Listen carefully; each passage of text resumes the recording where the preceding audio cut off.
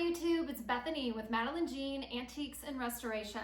I'm going to start a new series here on my channel. I'm going to title it Back to the Basics, and I'm going to do, I think, probably between 5 to 10 videos, and I'm going to go really back to the basics when it comes to refinishing furniture. I have a lot of new followers, so welcome. And within my catalog of all the videos that I have uploaded to YouTube, I know it can be overwhelming when you're first starting out, where you're just like, I just want to know how to do this. I'm just starting out and I just need to know how to do this method. So I thought I would help people who are just starting out with refinishing furniture, flipping it, whatever you want to call it. Where do you begin?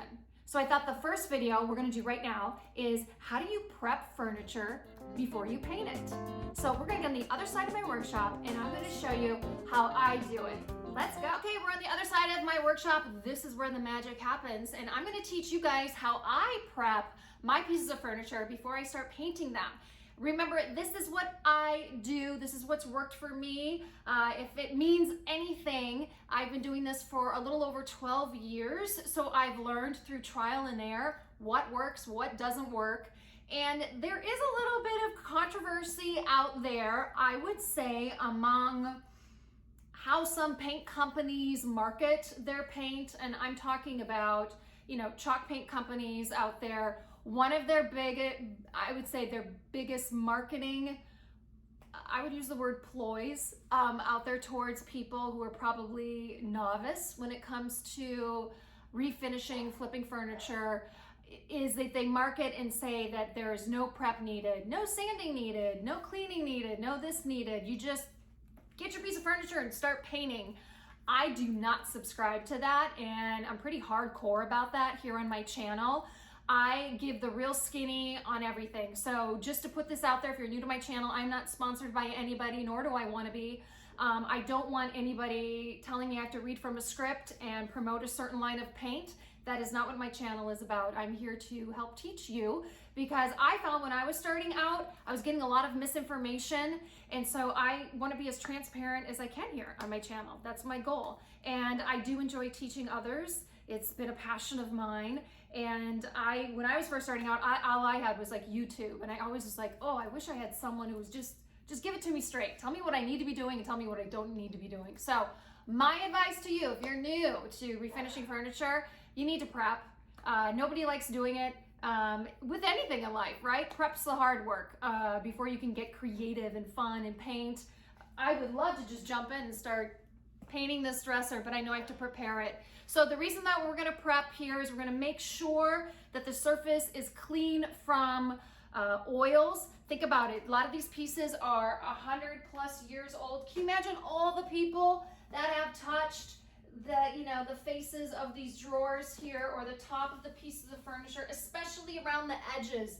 That's probably where the most gunk and buildup accumulates. So it's really important that we prepare the piece of furniture to receive a layer of paint. So think of it as if you go to a nail salon. You don't go in there with your last coat of polish and say, yeah, put a new coat on. No, they remove the old polish, right? Because they want the new polish to adhere to your nail, and so it looks nice and that it's smooth and that it adheres and it doesn't chip. So think of it in those terms. That's why we're prepping. And I've created a little acronym for myself to say to others, PREP. What it stands for me is prepare right or expect problems. And it's true, and I've learned it the hard way. So let's get into it. I have done a little flow chart. I'm gonna put it up here for you guys, and throughout this video, I will flash it up again for you. So what you need to do when you prepare your furniture to paint, what color paint are you using?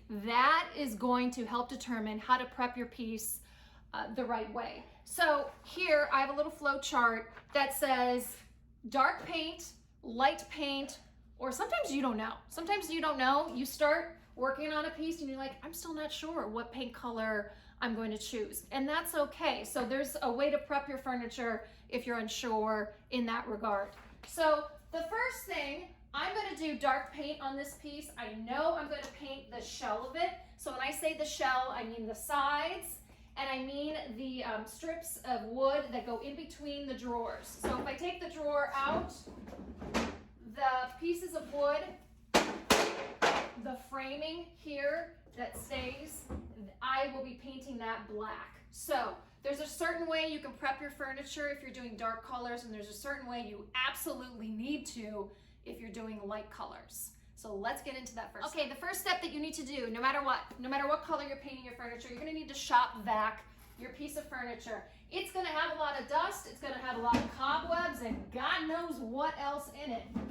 I have found mouse poop many a times, and that is absolutely disgusting. So you're gonna have to clean your pieces of furniture out, and when I say shop vac, I mean you're gonna get into the back of your piece of furniture. Especially if you're flipping furniture for profit, you want these pieces to be clean inside and out.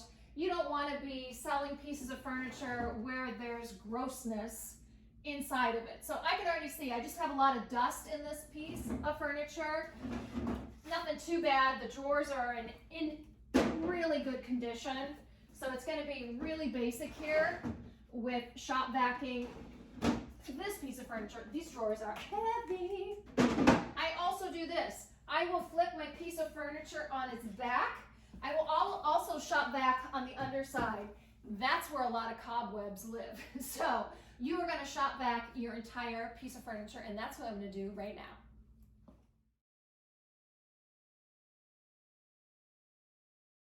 Okay, the second step to prepping your piece of furniture after you're done shop vacuuming. I had to do a second take because I said shop vacuuming. Yeah, shop vacuuming. See, that doesn't even sound right, right? When you're done vacuuming your piece of furniture, okay, there we go. You're gonna wanna clean it. So I use a product called KRUD KUTTER. I use two different types. It depends what's in stock at the time, but I'll show you both of them. So the first one, I seek out this one. This is KRUD KUTTER No Rinse Pre-Paint Cleaner TSP Substitute. That's the full title. That's what it looks like there. I get mine off Amazon. I used to be able to find it at Lowe's and Walmart. I can't find it anymore. So now I have to find it on Amazon. So anything that I'm using in this video, I will list the link for you under the video description. So if you're interested in ordering some, you can get yourself some. So I think this runs 10, 12 bucks a bottle. It lasts pretty long. So if I can't find this one, then I use this one. It's also by KRUD KUTTER.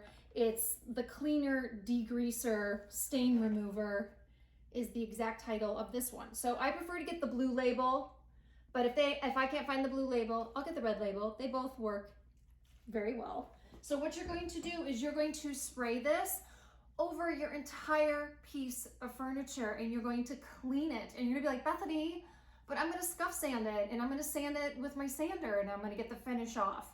I understand that, but if you jump right to sanding your piece without cleaning it, sometimes all the grease and the gunk will clog up your sandpaper. So trust me on this, because I've done it. I've skipped this step and I've regretted it. So this is why I'm here to help and teach, because I've made all these mistakes. So this is the right way to do it. You're gonna spray it over your entire piece of furniture, just like this, pretty simple. And then you're gonna take a rag and you're gonna wipe it off.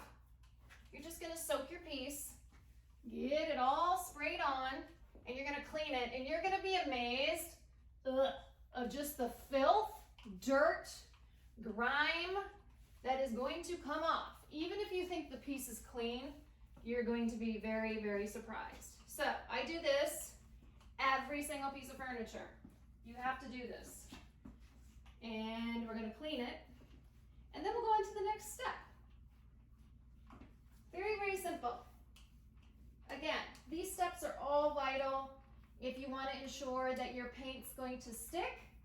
You're going to ensure that you're not going to have any issues with chipping your paint bubbling, your paint peeling. Prepping correctly is the way to go. And it doesn't take that long. It's just extra steps, and we all know, most of us, including myself, we're inherently lazy, right? Or impatient. I'm more impatient than I am lazy. Let me clarify that. and you just want to get to the fun part. The fun part is painting, right? Painting, putting on furniture transfers, decoupaging, all that stuff is super fun creative-wise. I love it, but we got to do this part. It's so vital. All right, I think I got most of it. So now I'm just gonna clean it off, and then I'll show you how nasty my rag's gonna be. I'll use a clean one. I'll use a clean rag for this. Okay, be right back.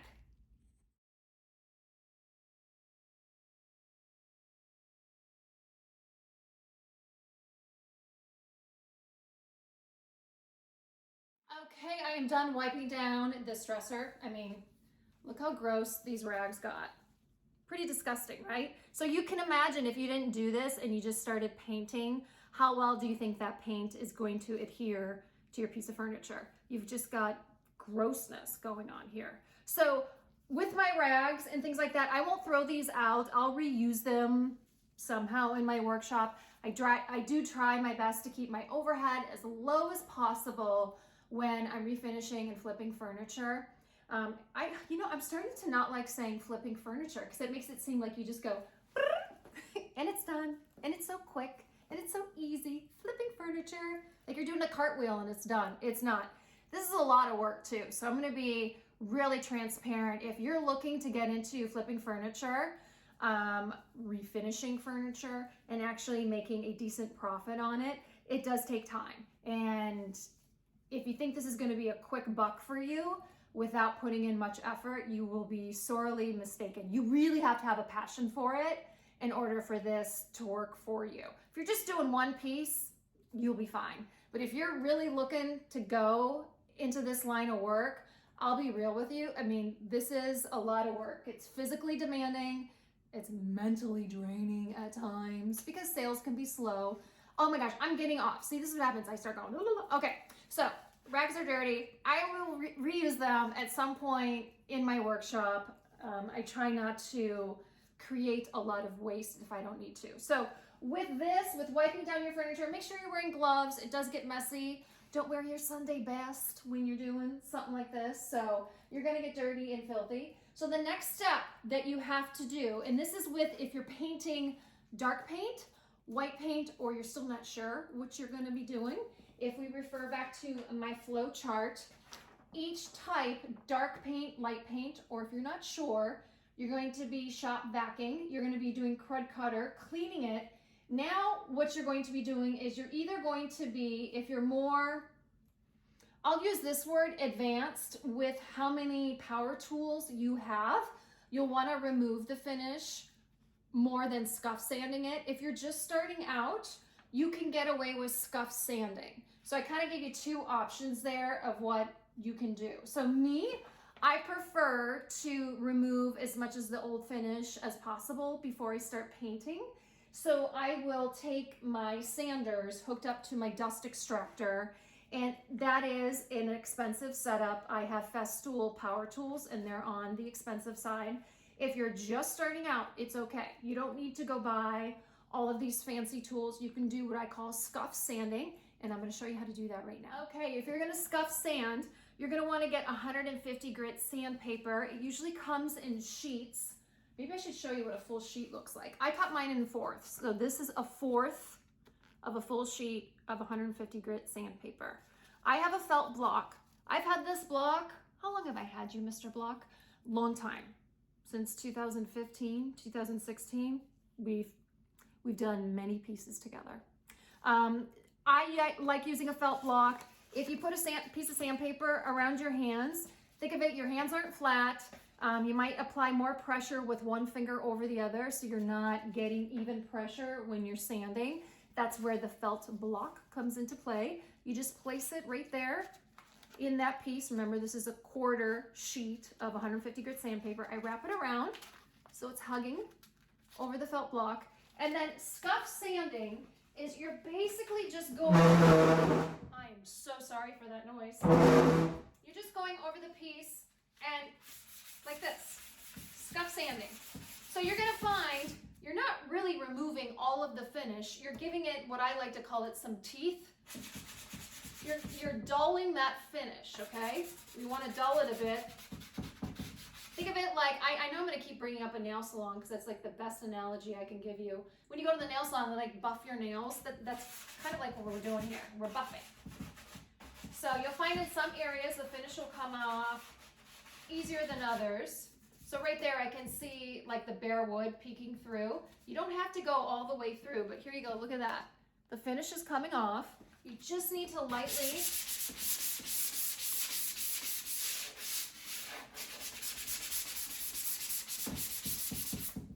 scuff sand like that over the entire area that you plan on painting. So that's what I mean with scuff sanding. I myself, you're gonna see me in a time-lapse video. I'll show you what I prefer to do. This is just me again because I have the power tools to do it. I'm gonna flip this piece on its side and you're gonna see me, I'm gonna remove most of the finish on the side.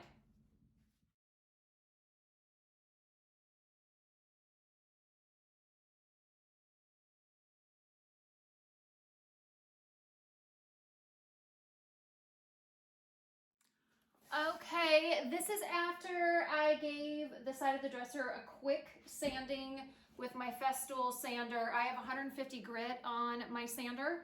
You'll see there's some finish that's still left, but for the sake of the time of this video, I will go back and probably give this another quick sand just to get a little more of this finish off. Once I am done sanding this piece, I need to get the sand dust off this piece before I can paint it. Now, I'll show you right now. There's like no sand dust on this side of this dresser. It's because my sander is hooked up to a dust extractor that's like a vacuum. So as it's sanding, it's sucking up the dust particles away from the piece of furniture. That's why it's really awesome to have a dust extractor, but I know it's not in everyone's budget and it wasn't for me for the longest time. So if you're just gonna be doing the scuff sanding that I showed you earlier, you're gonna have sand dust on your piece of furniture and you need to remove that obviously before you start painting. So a couple ways you can do that. You can just get one of these soft brushes like this. And I used to do this. I used to just take it across my piece of furniture and then with like my shop vac, I would suck up the dust and just go up and down the piece of furniture until I had no dust appearing on the brush. You can also take your shop vac onto the piece of furniture and remove the dust that way. I've also taken wet wipes to my piece of furniture and make sure it's super clean, that there's not one particle of dust left. So there's many ways to get your piece of furniture dust free before you paint it. So on that flow chart, I'm going to put it up again so you guys can see it. We have shop vac'd, we did the KRUD cutter, we did removing the finish or scuff sanding, and then I just talked about how you clean the sand dust off your piece of furniture. So since I'm painting this piece black, the next step is to paint. So I am done officially prepping this piece once I'm done cleaning the sand dust off it. Now, let's say you were going to paint this, or I'm going to paint this white, okay? White is a whole nother ball game. So when I say dark paint, I need to clarify this. I mean black paint or like a midnight navy or navy. Those are the only two shades I mean under the dark paint, okay? Any other shade, a lighter blue, yellows, greens, grays, light grays, any of those other colors, you're gonna have to do an additional step to prepping. And you're gonna see that on my flow chart. So when I say light paint, or you're still not sure what color you're gonna use, the next step after you have scuff sanded and you've cleaned the sand dust off, you're gonna apply shellac. And you're like, why, Bethany? Why are we applying shellac? I will tell you. When you apply shellac, it is like putting down a layer of protection that is going to seal in any contaminants that could come to the surface right after you paint your piece of furniture or after you apply your top coat. Again, I know this because I've done it numerous times. So shellacking your piece of furniture before you paint light colors will ensure that you'll have no bleed through. And if you're new to refinishing furniture, I'm gonna put a picture up what bleed through looks like. It usually happens with darker woods, cherry woods. If I were to paint over this right now with white paint, my white paint might turn a pink tone. It's because the wood tannins in the wood are coming to the surface and they peek through the paint and they can turn the paint, a light colored paint, a pink tone.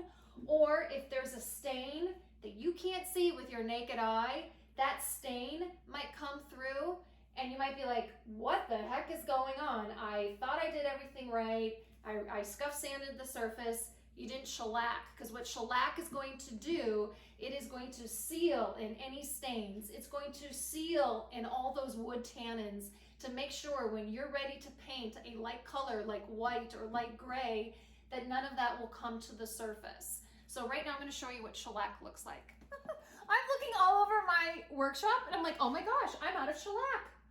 Holy smokes. Yep, I'm out of shellac. I knew there was something I needed to add to my list. Okay, then we're just gonna throw up a picture. This is what shellac looks like, okay? You can find this at Lowe's, Home Depot. You can buy it off Amazon. This stuff is like magic in a can. And what I'm gonna have you do is, if you're gonna paint with light colors, you're going to apply 2 coats of shellac. If you think you can get away with 1 coat, go for it. I wish you luck. I have done it, and it doesn't work because you're not gonna get if I were to just shellac this right now and I use a 2-inch foam, I use a 2-inch chip brush, not a foam brush, a chip brush, and I'll show you. Looks like this, 2-inch chip brush, like this, okay? When you apply the shellac, you're just gonna go over it like this, okay? And what happens if you only do 1 coat, you're gonna miss a spot. You just are, you're human, we're not perfect. So that's why you need to apply 2 coats of shellac so you are getting absolute coverage on your piece of furniture before you paint it a light color.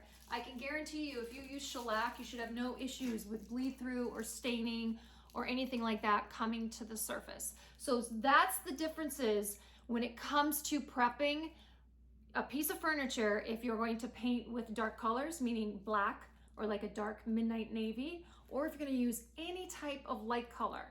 And if you're not sure what color you're going to use, I would opt to prep it with shellac than not with shellac. I hope this all makes sense. If you guys have any questions, please leave them in the comment section. I am happy to help you out. And I am interested in hearing from you guys. What next video do you want me to help you with when it comes to back to the basics, when it comes to refinishing, flipping furniture? I really want to hear your thoughts on that. I've been doing it so long, sometimes I forget some of the basic methods and prepping and issues that may arise that need further explanation. So please drop that in the comment section. Happy to help you guys. Okay guys, that concludes this video on Back to the Basics, how to prep your furniture before you paint it. Bacon's coming down. If you guys are new to my channel, welcome. So glad you joined me. If you like this video, give it a like, share it. I really appreciate it. I think I'm up to like over 23,000 followers on YouTube. I mean, it's not bad. I still would love more. And I run this little business called Madeline Jean Antiques Restoration out of my home here. I'm completely self-taught. I've been doing this for a little over 12 years and I absolutely love it. I have a true passion for it. And you guys, here's some exciting news. If you've made it all the way through this video, I'm going to be on Pawn Stars Do America Season 2. I think it premieres October 22nd, October 25th. I think it's on Wednesdays. I will be on the Boston, Providence, Rhode Island episode. I'm not sure exactly when my episode airs. They've only released 3 episodes so far, I can see on the History Channel. So check it out. I'm going to be on there, give you my expertise on antique furniture. Pretty exciting. This is Bacon, and if you know me by now, I usually bring one of my 2 dogs down here to do the sign-off. Who doesn't like cute dogs? So this is Bacon. He's our Chunkamunka Chihuahua. Love him so much. He's so chill. Aren't you, boo-boos? So thank you guys so much for watching. I truly appreciate it, and stay tuned for the next video. I don't know what I'm going to do it on. You guys are going to determine that. So let me know in the comment section what else you want to learn when it comes to back to the basics with refinishing furniture. All right, you guys. See you soon. What do we say, Bacon? We say toodaloo. You got to face the camera, though. Can you face the camera? No, I got to turn you this way? Okay, guys. He doesn't doesn't want to do it. Toodaloo!